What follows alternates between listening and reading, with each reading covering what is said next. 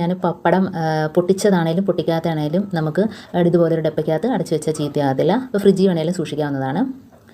ഇനിയിപ്പോൾ രണ്ടാമത്തെ ടിപ്പെന്ന് പറഞ്ഞാൽ സാമ്പാർ പരിപ്പ്. അപ്പോൾ ഇത് നമുക്ക് പുറത്ത് വെച്ചാൽ പെട്ടെന്ന് അത് ചീത്തയായി പോകും. അതിനകത്ത് പ്രാണിയും മണ്ടൊക്കെ കയറിയിട്ട് ചീത്തയായി പോകും.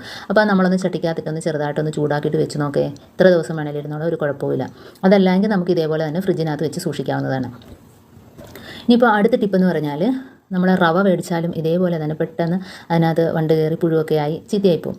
അപ്പോൾ നമ്മൾ എന്തോ ചെയ്യണം, ഇതേപോലെ ഒന്ന് ചട്ടിക്കകത്തിട്ടൊന്ന് ചെറുതായിട്ടൊന്ന് ചൂടാക്കിയിട്ട് വെച്ച് നോക്കേ, എത്ര നാളായാലും അതിന് കേട് വരത്തില്ല, ഒരു കുഴപ്പമില്ലാതിരിക്കും. ഇപ്പോൾ അടുത്ത ടിപ്പെന്ന് പറഞ്ഞാൽ നമ്മൾ ബിസ്ക്കറ്റ് ഇതൊക്കെ മേടിച്ചാൽ ചില സമയത്ത് തണുത്ത് പോകും. അപ്പോൾ നമ്മളെന്താ ചെയ്യണം, പാന് അടുപ്പത്ത് വെച്ചിട്ട് ഒന്ന് ചൂടാക്കിയതിന് ശേഷം ഇതെല്ലാം ഒന്ന് നിരത്തിയിട്ട് കൊടുക്കുക. തിരിച്ച് മറിച്ചൊന്ന് ഇട്ട് കൊടുത്തിട്ട് ഒരു 5 മിനിറ്റെങ്കിലും ലോ ഫ്ലെയിമിലിട്ട് ഒന്ന് തിരിച്ച് മറിച്ചിട്ട് കൊടുത്തിട്ട് എടുത്താൽ മതി. നല്ല ക്രിസ്പി ആയിട്ട് തന്നെ ഇരിക്കും, ഒരു കുഴപ്പമുണ്ടാകത്തില്ല. ഇനിയിപ്പം അടുത്ത ടിപ്പെന്ന് പറഞ്ഞാൽ പച്ചരിയാണ് എടുത്തിരിക്കുന്നത് കുറച്ച്. അപ്പോൾ ഇതേപോലെ കുറച്ച് ദിവസം നമ്മൾ എടുക്കാതിരിക്കുമ്പോഴത്തേനും അതിനകത്ത് മണ്ടൊക്കെ കയറി പ്രാണികളൊക്കെ കയറിയിട്ട് ആകെ എന്തോന്നായിപ്പം. അപ്പോൾ നമ്മൾ ഇതേപോലെ കുറച്ച് എടുത്തിട്ട് നല്ല എരിവുള്ള മുളക് പൊടി ഇട്ട് കൊടുക്കുക. നല്ല എരിവുള്ള മുളക് പൊടി ഇട്ട് കുറച്ച് കഴിയുമ്പോഴത്തേനും നമുക്ക് പ്രാണികളൊക്കെ മേപ്പോട്ട് എഴഞ്ഞു കയറുന്നതായിട്ട് കാണാം, അതിൻ്റെ അകത്തുള്ള വണ്ട് അതൊക്കെ. അപ്പം മുറത്തിന് ചുറ്റുവശവും കുറച്ച് എണ്ണ തേച്ച് കൊടുത്താൽ അത് കയറി അങ്ങ് പറ്റി പിടിച്ചിരിക്കുന്നത് നമുക്ക് കാണാൻ പറ്റും.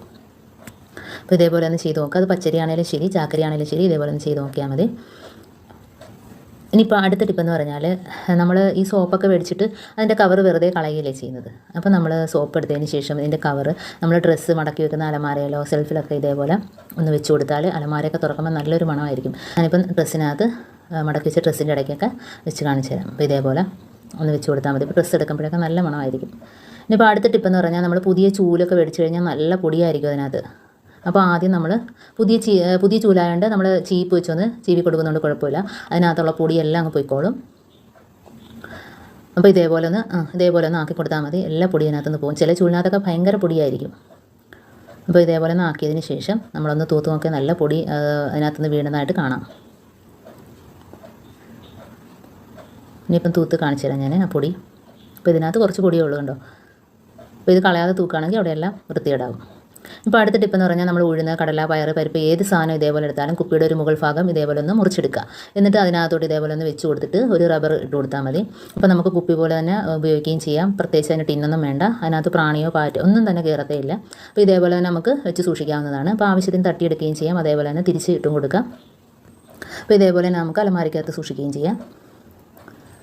അപ്പോൾ ഇത് എളുപ്പമാണ്, നമുക്ക് പ്രത്യേകിച്ച് ടിന്നൊന്നും വേണ്ട ഇതിന്.